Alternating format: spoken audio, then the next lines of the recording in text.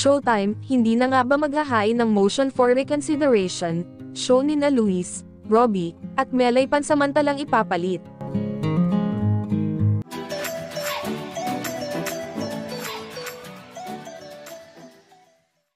Matutuloy na nga bang talaga ang effectivity ng 12 days suspension sa It's Showtime mula October 14 hanggang 27?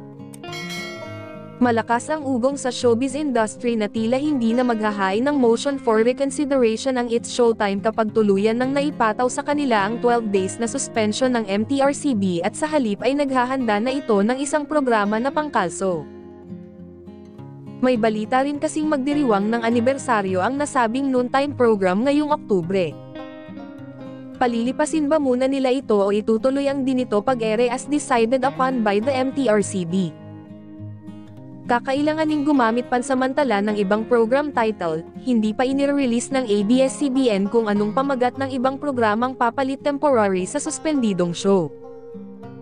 Napaulat na ang show di umano nina Luis Manzano, Robbie Domingo, at Melay Cantiveros ang pansamantalang papalit sa It's Showtime, matapos ng ibasura ng MTRCB ang kanilang mosyon para sa 12 araw na suspensyon. Walang ibinigay kung anong pansamantalang titulo ng programang papalit sa It's Showtime pero maugong ang balitang na 2 linggong mapapanood sina Luis, Robbie at Melay kasama ang ibang young stars ng Kapamilya Network.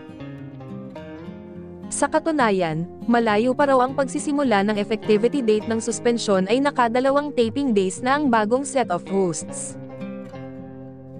Aminin natin na hindi na bago sa larangan ng hosting sina Luis, Robbie at Melay base sa kani-kanilang mga previous stint.